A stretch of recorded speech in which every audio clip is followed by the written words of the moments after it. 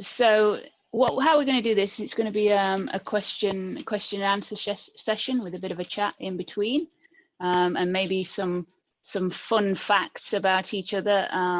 So what we're going to start with are the bios. So V Bancroft spent many years working as a chartered accountant in finance, doing corporate life in large multinationals and running her own business. Oh, I've lost my screen. Interspersed with flying, off-road driving competitions and raising a daughter. It's all been invaluable as ammunition, inspiration for her writing. She's written a children's musical, produced an animation short film, written a business book, and continues to write poetry. And Evie is currently working on a full-length novel, Cider. So, hello, Evie. How are you? Hi. Hi, how you doing?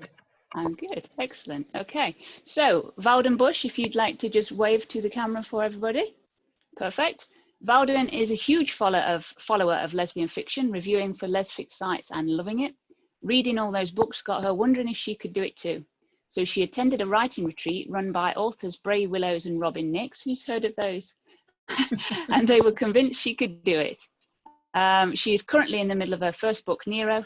Valden lives near Bournemouth, UK with her wife of 32 years and is a Zwift cyclist. Did I say that right? Yes, perfect. She can be found puffing her way up various hills most days. She's working towards the mountains. So hello there, Valden. Hello, good to see everybody. Carla David, can you give everybody a wave? So Carla David, she, lives in the middle of England with her fur babies and is most at home in the pages of a book. She enjoys connecting with people through the arts, including running local community groups focusing on queer storytelling in literature and film. An extroverted introvert, they've learned to embrace their differences and have been fortunate to find others who embrace them too. Neurodiverse, polyamorous, gay and non-binary, they enjoy writing about characters who also live and love queerly. They've had short stories published under other pen names and are currently working on their first LesFic novel. Lee Haven, can you give us a wave? Lee? Lee has worked in the creative industries for over a decade, but only recently taken up writing. An accomplished media editor, when she isn't working, she can be found listening to her favorite audiobooks, walking and enjoying photography. AJ Mason, give us a wave with your spacey background. AJ Mason is an author, curious child and geek. After an academic life studying the ancient world, she has found herself working in busy college, where she is the human face of the terrifying technologies that staff and students rely on. She loves reading and writing sci-fi, shooting precision air pistol, and board gaming. Her favorite authors include William Gibson, Missouri Vaughan, and Terry Pratchett. And last but by no means least, Kitty McIntosh, who's shrouded a little bit in darkness there. Kitty is a writer living on the west coast of Scotland. She writes romance, mystery, and erotica as Kitty McIntosh and Kitty Cat, and was most recently published in Silk and Leather anthology from Bold Strokes Books. Her short story, The Woman by the River, reached #1 in the Amazon Short Reads charts. Congratulations. And her poem, On the Way Out, was published in Goldie winner Our Happy Hours. So that's everybody. Welcome. So this panel is basically the LesFic Eclectic panel, which was an anthology that was published last year that I put together and edited. And the idea was to have a platform for new LesFic authors and new voices to get out there and reveal themselves to the readers. Bear with me 1 second. Oh, right, okay, sorry. My assistant over in the corner has just let me know that I need to tell everybody that's watching that if they've got any questions, to pop them in the little chat down at the bottom. Sorry, in the Q&A, not the chat. It's going to get better, I promise. To put them in the Q&A, and then we'll ask them as we go through the session.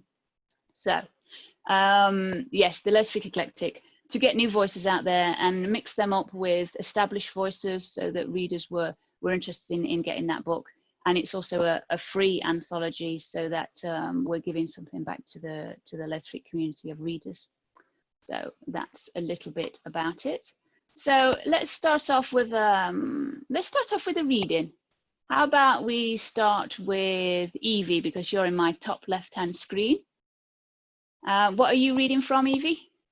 I'm actually reading, well, an abridged scene from my first novel, Cider.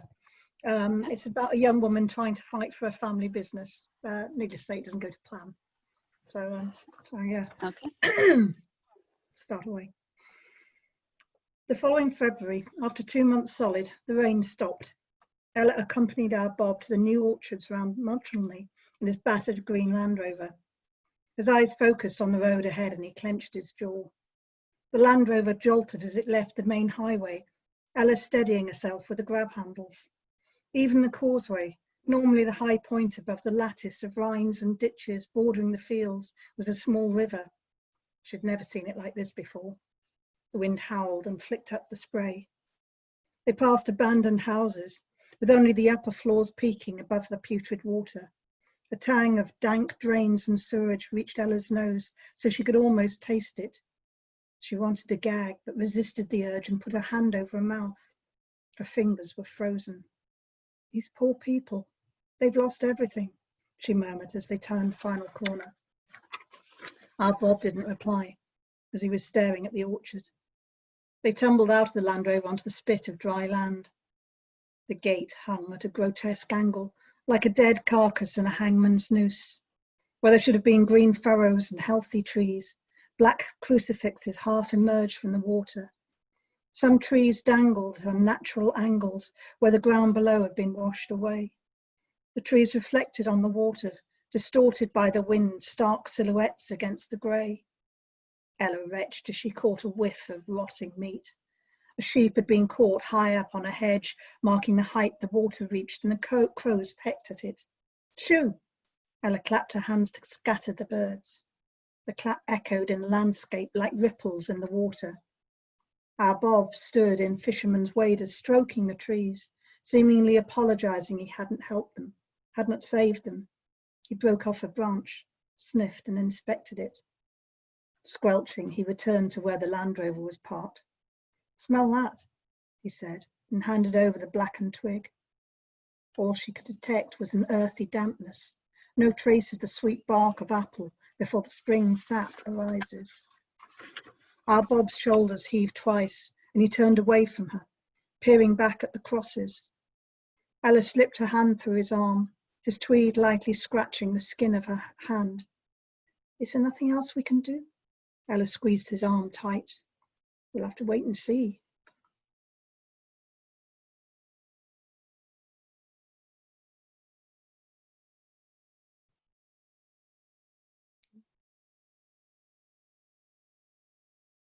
Water. And if that don't get him, that's it. Oh. There we go. Excellent. Hello. I lost you there part way through that, but that was very nice. Thank you very much. Oh, sorry. So we're going to go straight into some questions then. And we'll start with Carla. Can you tell us what you like to write about?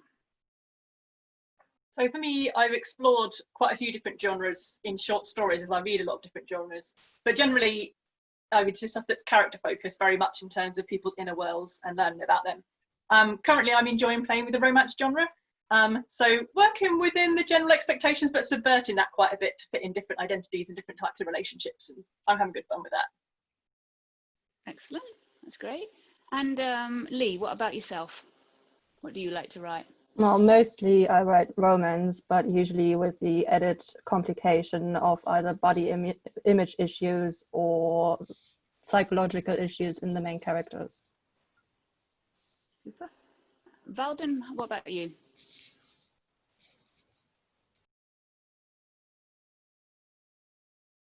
Valden? I think I like exploring characters and worlds that aren't ours. I've got bored with ours. I want something a bit different. So I like a bit of science fiction and adventure. I like those to read. So I'm exploring, trying to write something like that. Lovely. And AJ, what about yourself? Well, unsurprisingly, I like writing sci-fi, but I actually have been enjoying writing some horror as well, or having a look at some of the horror tropes and bringing them into a sort of a modern landscape. So yeah, I've been enjoying that at all. But yes, no, sci-fi for me, nice, dirty universes where happy endings don't necessarily happen. That's my sort of thing. Perfect. And Kitty, what about you? What do you like to write about? I like to write about the past. I enjoy history, so I like to incorporate that in my writing. I also love writing about witches, so you'll find that turns up in my stories quite a bit. I just like delving into the past as well and trying to find out the lives of women in the past and how they coped with obvious problems that maybe don't come up now, but in the past they did, and I quite like that. And witches, why do you think you're fascinated with witches? Well, I've always enjoyed reading stories about witches, and I review a lot of stories about witches because I enjoy it so much, and I've found that I want to get into it more and find out more about the folklore and incorporate that in my stories. And lastly, Evie, what do you like to write about? Well, I like things based on the real world. So the kind of things that I'm interested in writing, where you've got power dynamics, family dynamics, business related, and a bit of romance thrown in as well. So you find that even though you've left the corporate world, it's still finding its way into your writing. Yeah, absolutely. Brilliant. So most of you were published for the first time in volume 1 of LesFic Eclectic. How did that feel? And let's start with Lee. How did it feel to be published for the very first time? That's actually, honestly, a hard question to answer for me. I also talked to AJ about it because it came right in time. It was a major family emergency for me, so it kind of went almost past my radar. I know you put the call out, and my mom went into the hospital the same night, so that was really long time, not really on my radar at all. That went somewhere underneath all of it, and some days I still cannot really believe it. But yeah, it makes me feel proud, so thank you for that. Thank you for writing such a great story. And AJ, how about for yourself? Well, at the time, very similarly surreal, really, because I'd actually been due to go out to Berlin and did end up going out to Berlin, but it was during a very mildly period. So within about 10 days, I went from sitting quietly having a cup of tea, you know, and with the world passing by, to being in Berlin with Isa's mum in not a terribly good way and having a story published. And yeah, it took me a while to catch up with that, really. But it's been brilliant. And, you know, it was a bit of a milestone, really, for me in my writing. So it was smashing. Yeah. And Valden, how about for yourself? Well, it was unbelievable, really. I hadn't really, as you are aware, I didn't know whether it was worth anything. So I sent it to him and said, "Is this any good?"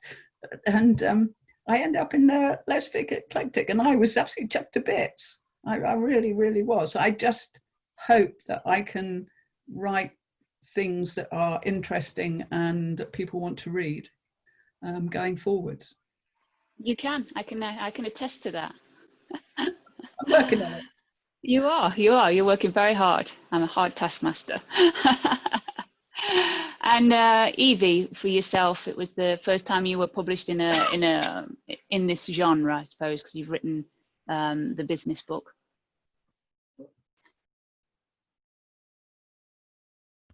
That's better. Yeah, so it's I was absolutely thrilled to be to have fiction work published. Actually, I mean, as I say, I've written business books before and various other bits, but and it's so much harder writing fiction. I can't believe it. But yeah, it's great. Really enjoying it. And while I've got you, Somebody has asked the question: would you consider an ice queen as a lead character in your story? Well, if you ask me, yes, absolutely. I think it's quite an interesting trope, although invariably the ice queen goes to, have a soft side, I think, usually, don't they? In reality. They melt. Yeah. Excellent. And Kitty, obviously wasn't your first publication, but generally, how did it feel when you were first published? Well, I was excited. I couldn't actually believe that anyone thought my writing was near good enough to publish, so I was like really shocked. So, but I don't think I stopped smiling for a week after that. It was wonderful. So, and it's just amazing when anyone likes what you write. Yeah, absolutely. And Carla, how about for yourself? How did it feel to first get published? I think, like other people have said, the thing is it's a massive confidence boost and really motivating in that way. It made me want to write more, because it's like, well, actually, maybe people will read this and maybe I can connect with people that way. So yeah, it's really motivating in that way. Brilliant. Okay, we're going to go to a reading now from AJ Mason.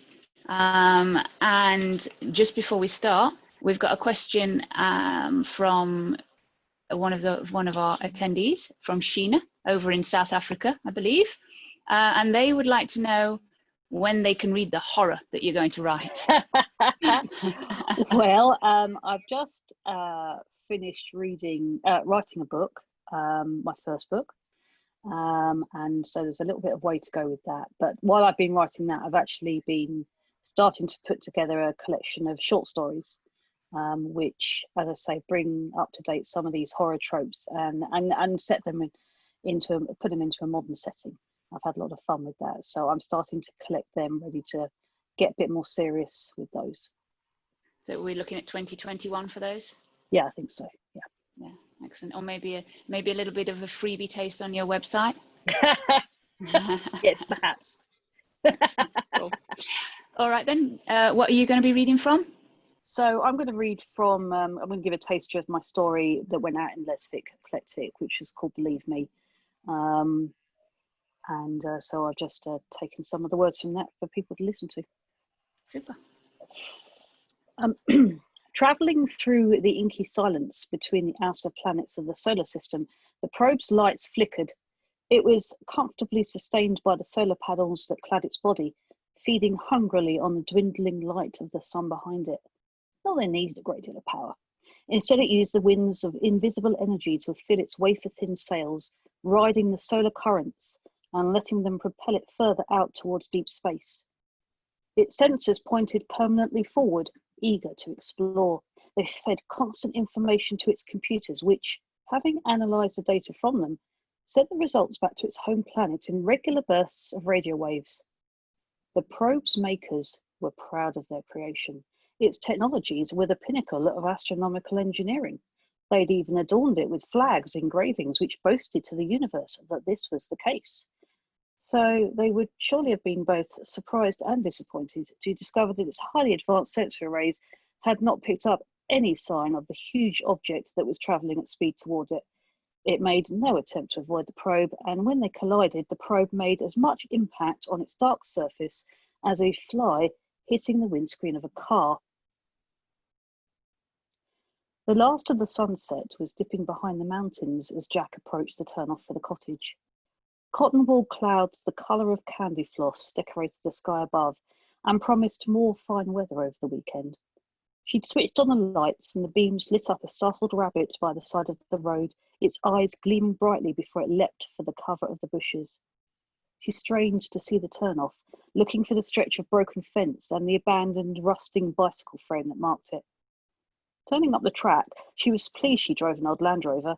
Its suspension might make driving on motorways hell, but it took the rutted track in its stride. Swinging into the yard, she saw the cottage for the first time. It was dwarfed by the huge aerial mast erected behind it. Meg had spent all her savings buying the place because it was the perfect place to put such a mast up. Jack thought it was a bit of an eyesore, but it was so remote here that there was no one to offend. The cottage curtains were slightly open and soft yellowy light from within dimly illuminated the yard. Meg came running out of the cottage. Yanking open the door, she clambered up onto the footplate. You came! Meg wrapped her arms around Jack and planted an enthusiastic kiss on her cheek. Said I was going to, didn't I? Jack smiled at the welcome. She kissed Meg and held her for a moment, breathing her in. I've missed you so much. When Meg grinned back, Jack fell in love with her all over again, like she always did each time they met.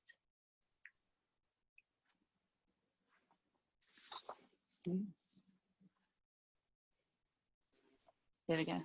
And if you want to read the rest of that, you have to just download your copy of LesFic Eclectic. I'm going to follow up with another, conscious of time, another reading straight away. So Kitty, would you like to do your reading? This is an extract from The Women in the Storm, and it's a novella, and it will be out in a few weeks' time. Gillian climbed into her Volkswagen camper van, put it into gear, and drove away from the cottage towards Loch Lomond. The drive wouldn't take too long, unless the tourists were still out in force. Probably not, too late in the season. She reached the Erskine Bridge within an hour and headed over the Clyde and nearer her coven. The road signs for Tarbet appoint her home. With an island of trees jutting out of the loch to her right, she kept her attention on the narrow, windy road, manoeuvring the van closer to the rock face, clinging as near as possible to avoid scraping against the cars coming the other way.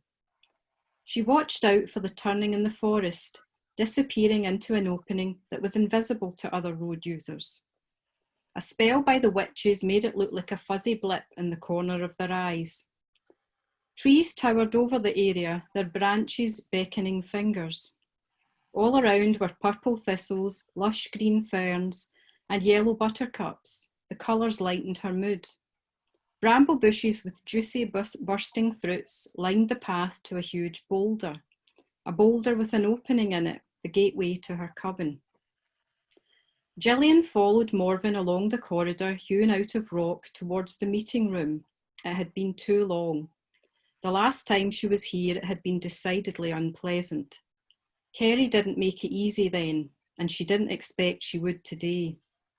When Gillian realised what she was capable of, it was too late. She was so far gone that pulling away and ending it nearly destroyed her.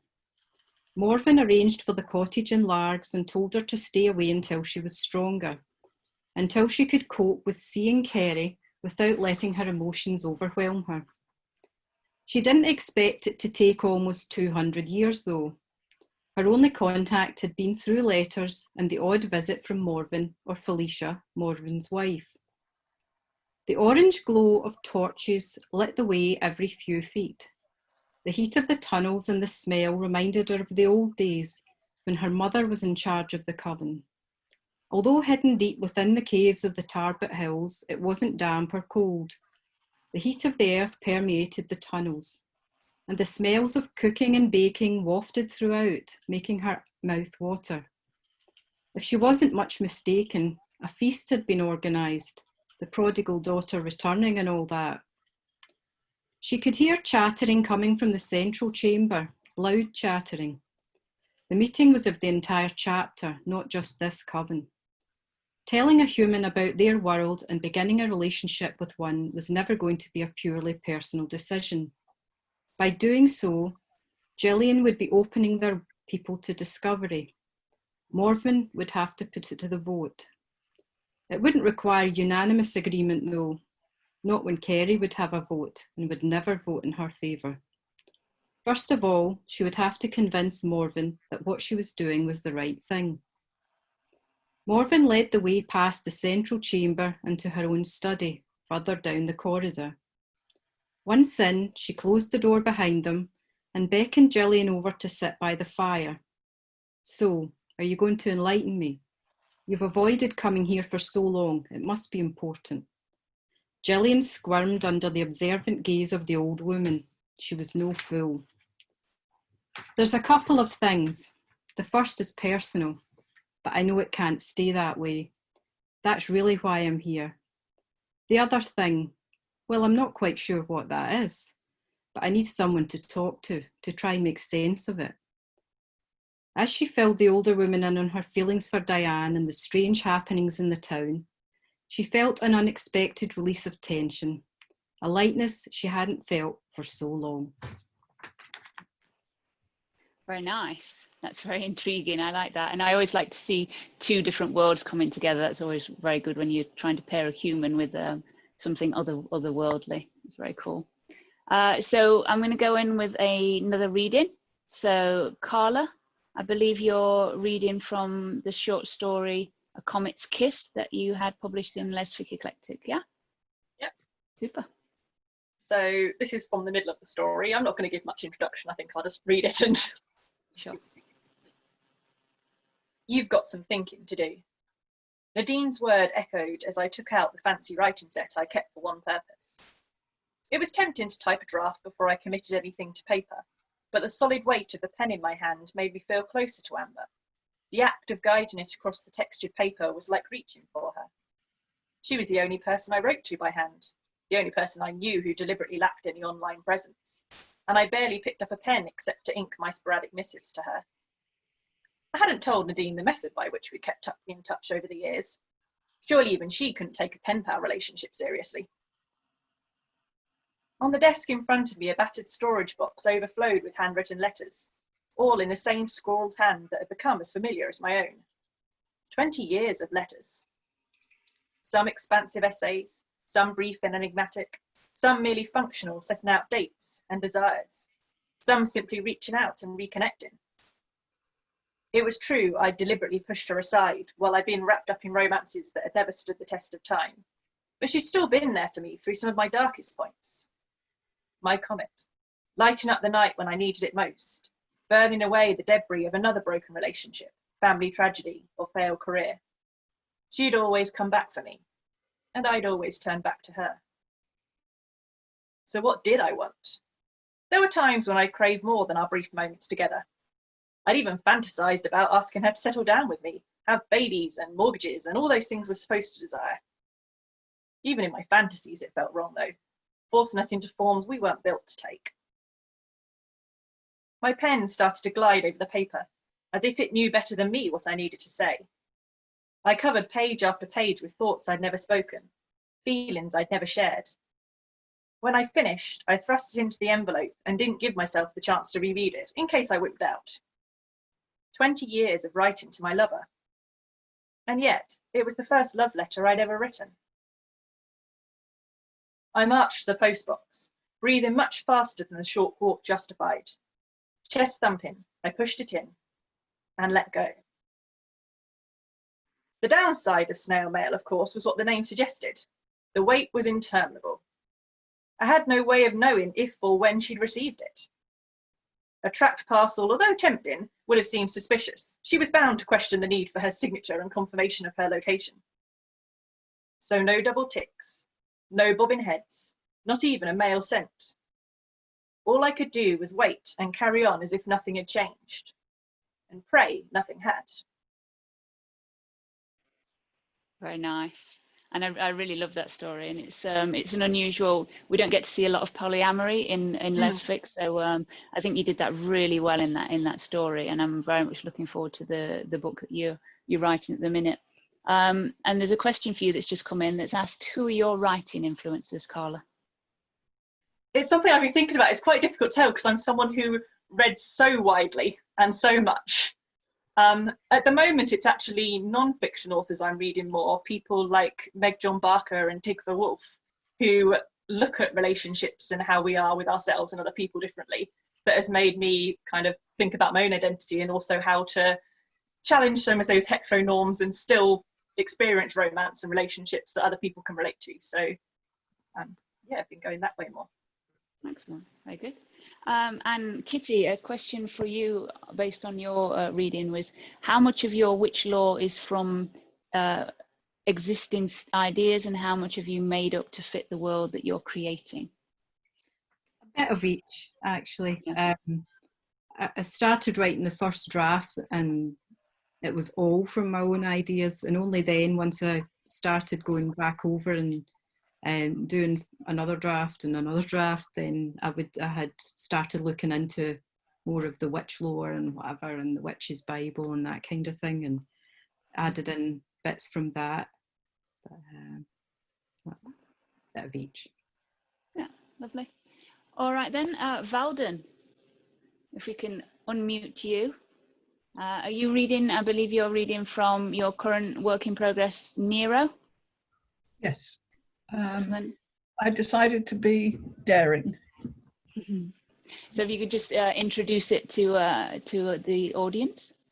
Yes, my current work in progress, Nero, is about my heroine who's banished from her planet for having the wrong colour eyes, and makes a life on another planet. She's just finished, for this piece of the story, she's just finished at the Space Academy and is just posted to her first spaceship. Yeah, I think that tells it. The main character is called Steele. Steele entered her new pod on the Dartington with her kit bag over her shoulder, and a woman was lying on one of the beds staring into nowhere. Her legs were moving and her arms were waving as if she were dancing in time to music. Steele realised the woman was looking at something on her mesh. An adjacent bed was empty and the only one that looked neat and tidy, so Steele moved toward it. It seemed as good a bed as any to claim. The woman looked up and smiled. So, the only neat spot in this room will soon be mussed up like the rest. Who are you and where have you come from? Her smile was the kind of smile that could break hearts. Steele pushed the intrusive thought away. Now, she didn't need to be thinking about women on her first day on duty. I'm Steele Hosan, ma'am, trainee warfare officer from Nero and fresh out of the box. Ha, I've never been a ma'am and I'm not starting now. I'm Dash, lead pilot of the sprint squadron. Help yourself to that pit, it's been empty a while. She jumped up from her bed and moved towards Steele. Dash is my nickname, because I rarely stay still. You caught me dancing, lying down. Dash had risen quickly as if it were part of the dance, and although she was the same height as Steele, Dash was a complete contrast with light hair and light skin. She stared at Steele. You have very unusual eyes. The only people I've seen from Nero have black lines in their eyes, like the colonel of the Marines on board. Steele sighed at Dash's inevitable line of questioning.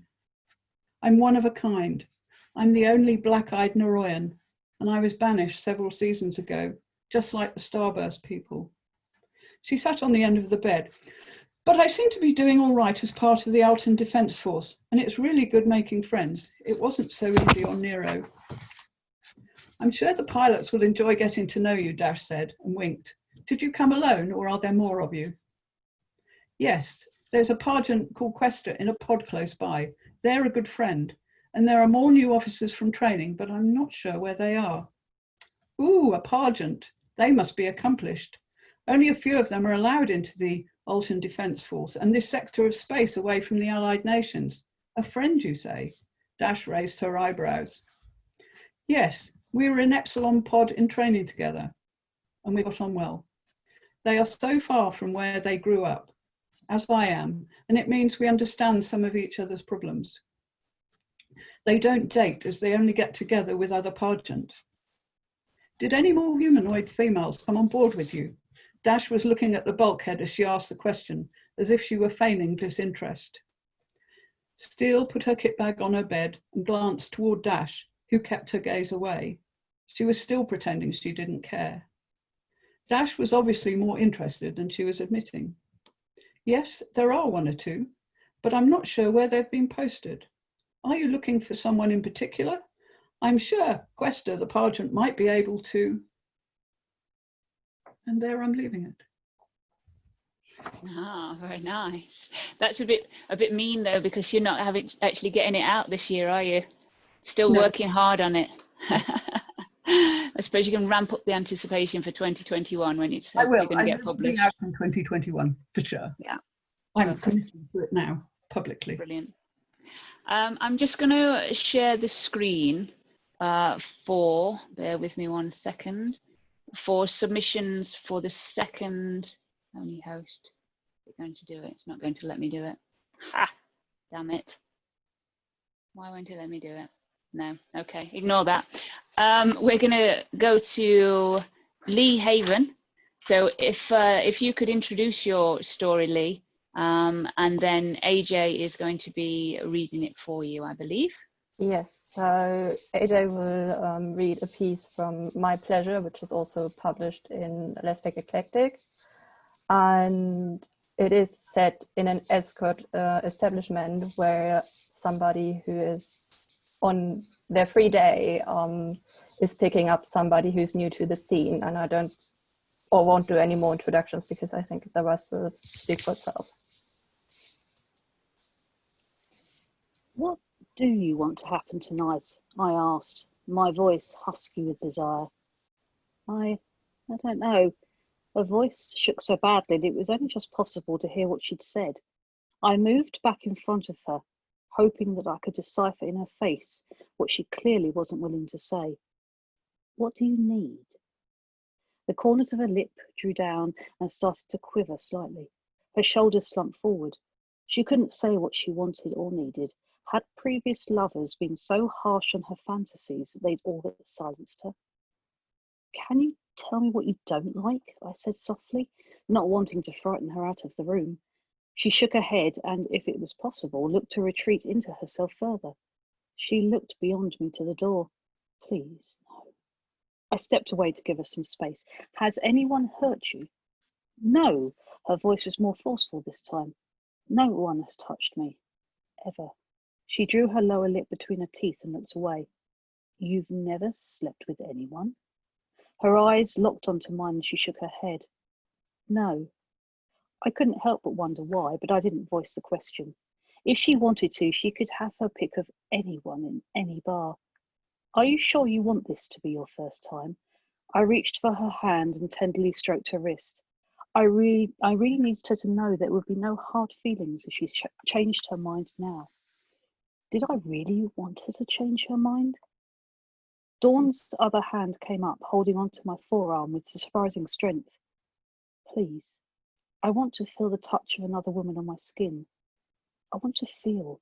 She swallowed hard. I want to be owned, explored. I need to know what desire and want feel like. She was breathless when she finished, and her cheeks flushed a rosy pink. Her words threw my own body into wanton anticipation, each one striking a chord deep within me. For some reason, I already cared for her. I needed her to understand that spending the night with a professional was a different experience. It was nothing like sharing your first time with someone you loved and who loved you in return. She reached out and touched my arm. Please, I came a long way for this. She let go of my arm, moved her hand to my face and tenderly stroked my cheek. There's no one back home who wants to touch me. Not after. The willpower I tried to summon to convince Dawn to wait for the right person to share this special moment was obliterated by a touch. The soft pleading in her eyes made me want to be that special woman who gave her every pleasure she could ask for. Very nice and very well read. Thanks. So this is a question for Lee. Why did you make your character an escort? And does that have to do with positive representation? First off, the story would probably not really work if I would have made her anything other than that.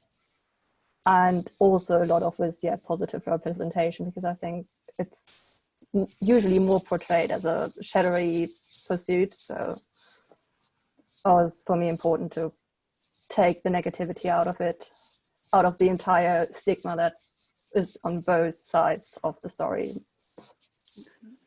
Okay, so technical difficulties have been overcome. I'm now going to share a screen with you, and this is the submissions call for, can you see that, everybody?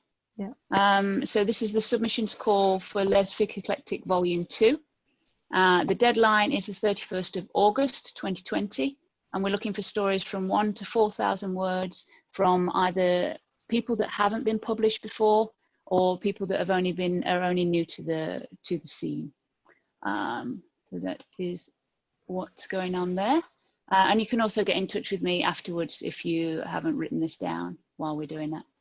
So back to Valden. We've got a question for you. Well, a couple of questions actually. Is there a deeper reason for the name Nero? Well, no. Yes and no. It's the whole idea came about from walking on a beach in Wales and looking at some cliffs with black stones in them. And my imagination went mad and I invented a whole planet that was black. And from that, I ended up trying to think of what I'd call this planet. And as Nicci will tell you, I've gone back and forth with other words meaning black. And I ended up with Nero. It describes the rock on the planet. That's it. However, I think the main character, the society on Nero, is basically a reflection of society here, in that if you're different, they don't want you. And that's part of what the story is about. Yeah, very, very topical at the moment. This is a question directed for you, Valden, but I think everybody can answer it. And it's, do your characters develop as you write, or do you start with a clear outline? And several people in here are going to answer correctly, as I see it. So let's start with Carla. Do you have an idea, a solid idea of your characters? Do you outline them and have a character study, or do you see how they develop, or a mixture of the two? With me, the characters are more planned beforehand, and I need to have some idea of who they are before I can start writing. With plotting, it tends to be much more of an outline, and it develops as I go on. And sometimes things will change. Even in a short story, I find sometimes the characters are develop in ways I didn't expect, or the story will develop in ways I didn't expect. So I try not to be too rigid with it. But yeah, I definitely, particularly the characters that I'm writing from the perspective of, I need to have a clear idea of who they are before I can start. Excellent. And Evie, what about for yourself? Are your characters set in your head, or do they develop as you get from page to page? I tend to think of characters, well, I suppose I live with them for a while, and I get them to write their life history, if you like. So I get a sense of them and the way that they're expanding and what they believe in. But you can have an idea, but then they seem to go off in a different tangent as the whole novel progresses, I guess, really. Yeah, perfect. And Kitty, how about for you and your witches? Oh, she's muted. Bear with me. On mute. Right. Okay. I there you go. normally have a bit of an idea who they are at the beginning, but I find that once they start interacting with other characters as I write, I find out more about them, and it sort of makes them a bit more interesting once you see how they get on with other people and how they react to situations. So I might start off with a sort of skeleton plan, but of the character, but it certainly develops as I get on with the story. Yeah. And AJ, what about yourself? I don't think I could start writing without having some back history there, some idea of who they are. But having said that, with the novel I've just completed, one of my POVs, one of my serious characters, underwent a bit of a change as we went through the book, because I wanted to flesh her out more. I felt she was a little bit too two-dimensional, and I wanted to do more with her. So she has developed a great deal as the story's gone on.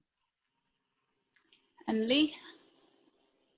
Well, usually they are in my head for a while before I even start writing, so I start off with a fairly good idea, but then I sit down writing and they surprise me halfway through a chapter, so that happens. So then they develop from there onto also, and sometimes I need to go back and actually check what I have already on the page that still matches up with the character development or the character idea I have in my head at the present. And lastly, Valden, how about for you with characters?